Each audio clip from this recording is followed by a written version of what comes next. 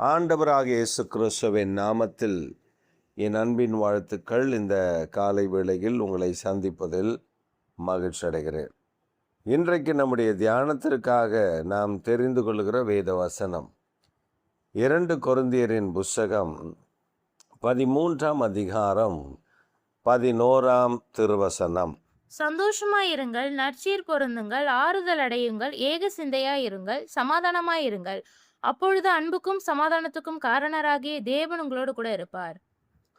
ஆண்டவர் முதலாவது நமக்கு ஒரு காரியத்தை கற்றுக் கொடுக்க விரும்புகிறார். முதல்ல நம்ம சந்தோஷமாய் இருக்க வேண்டும். சந்தோஷம் ஒரு மனிதனுக்குள் இருந்தால் அந்த மனிதனுடைய கவலைகள் அவன் மறந்திருப்பான். அவன் மறந்திருந்தால் அவனுக்கு பல பிரச்சனைகள் இல்லாமல் காக்கப்படும். ஆதலால் கொரிந்து சபைக்கு பவுல் சொல்லும்போது சொல்றாரு, சந்தோஷமா இருங்க. முதல்ல சந்தோஷம். நாம் கண்டதை நினச்சி துக்கப்பட்டு, கண்டதை நினச்சி வேதனைப்பட்டு, கண்டதை நினச்சி கவலைப்பட்டு, நடக்காததை நினச்சி கவலைப்பட்டு, யாரோ எதையோ சொல்லிட்டாங்கன்னா அதை கேட்டு கவலைப்பட்டு, அது எப்பயோ மறைஞ்சிருக்கும், அது எப்பயோ மாறி போயிருக்கு, அது எப்பயோ காணாமல் போயிருக்கும். ஆனால் நாம் அதை வைத்து கொண்டு அவன் அப்படி சொல்லிட்டாள்ல, அவன் அப்படி சொல்லிட்டாள்ல, அவன் எப்படி அப்படி சொல்லலாம்? சிலர் சொல்கிறத நான் பார்த்துருக்கேன். டேட் போட்டு சொல்லுவாங்க. 1980 வருஷம் நான் கல்யாணம் பண்ணிட்டு இந்த வீட்டுக்கு வந்தேன். 1992 வருஷம் நான் வாக்கப்பட்டு இந்த வீட்டுக்கு வந்தேன்.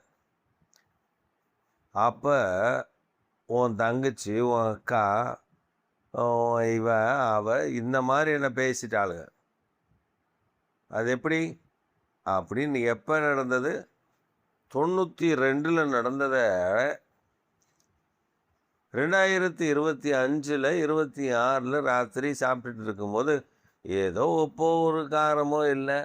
அப்போ அவன் தெரியாமல் வீட்டுக்காரன் சொல்லியிருப்பான், என் தங்கச்சியாக இருந்தால், எங்கள் அக்காவாக இருந்தால், எங்கள் அம்மாவாக இருந்தால் அதில் அந்த உப்பு கரெக்டாக பார்த்துருப்பாங்க, நீ அதை கூட பார்க்க மாட்ற அப்படின்னு ஏதோ ஒரு பேச்சு வாக்கில் சொல்லிட்டான்னு நினச்சிக்குவாங்க.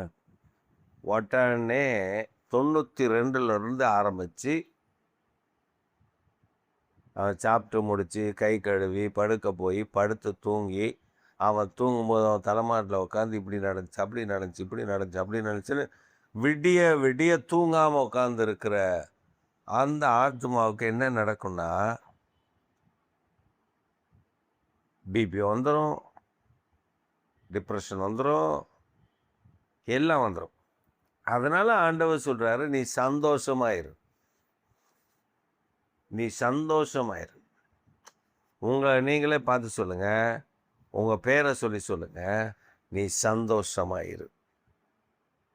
அப்புறம் 2வது ஆண்டவர் அங்கே சொல்லியிருக்காரு, நற்சீர் பொருந்துங்கள். 2வது என்ன சொல்லியிருக்காருன்னா, நற்சீர் பொருந்துங்கள். 2வது என்ன சொல்லியிருக்காரு? நற்சீர் பொருந்துங்க. நற்சீர் பொருந்துங்கன்னா என்ன?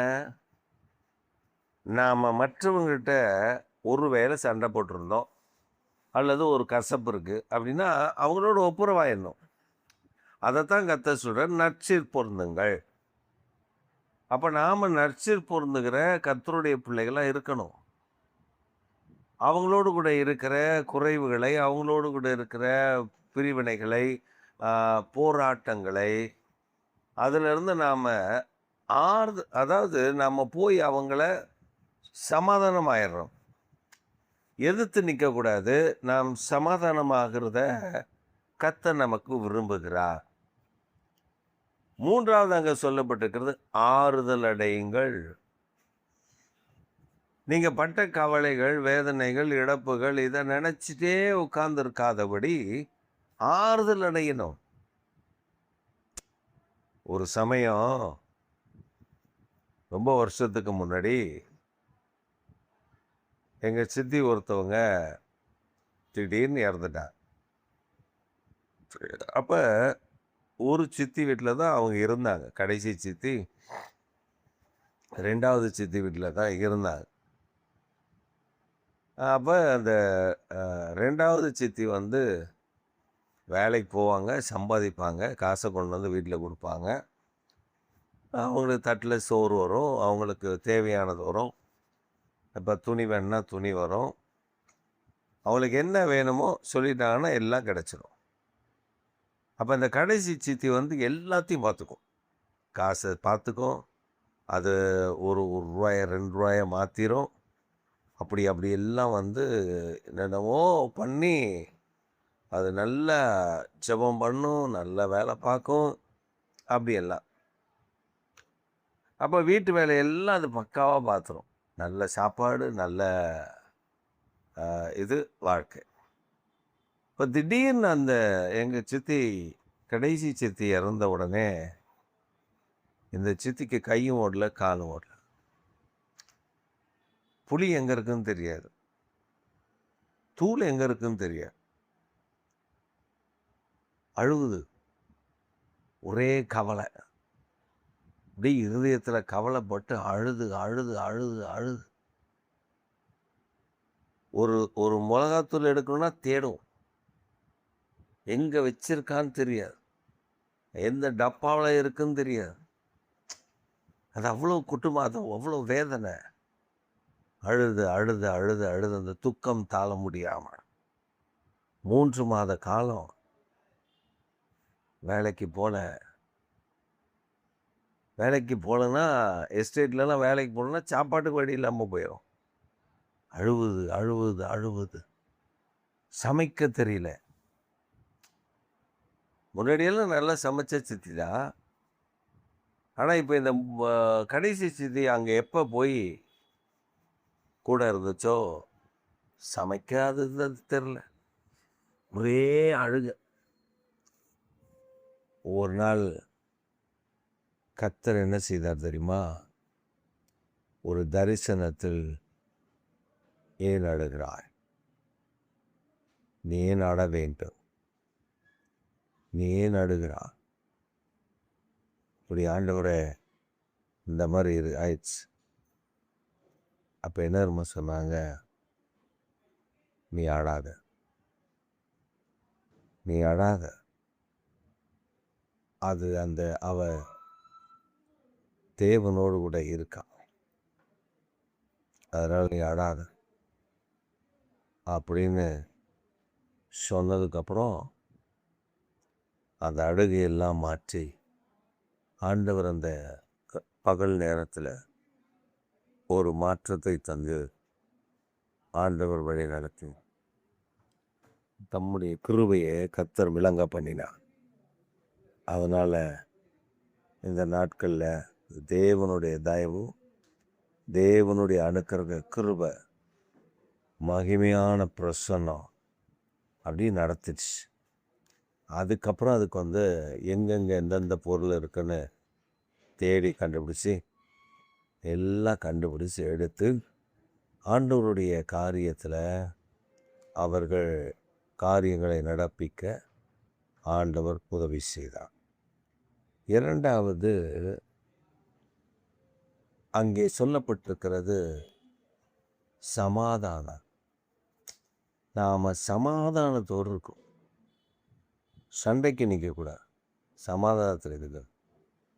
சண்டைக்கு நிற்பதற்கு ஆண்டவர் நம்மை அழைக்கல, சமாதானத்தில் நிற்பதற்கு தான் ஆண்டவர் நம்மை அழைத்திருக்கிறார். அதனால் இந்த காலை வேளையில் நீங்கள் சண்டைக்கு நிற்கிறதுக்கு அழைக்கப்படலை, சமாதானம். கூடுமானால் எல்லாரோடு சமாதானமாக இருக்க பழகிக்கொள்ள. அந்த பழக்கம் நமக்கு இருக்கிறோம். 4வது சமாதானம். ஆண்டவர் அந்த சமாதானத்தை தரணும். அந்த சமாதானம் வந்துருச்சுன்னா கூடவே ஒரு காரியம் வருதான், அன்பும் சமாதானமும் உள்ள தேவன் நம்மோடு கூட இருப்பாராம், நம்ம கூட இருப்பாராம்.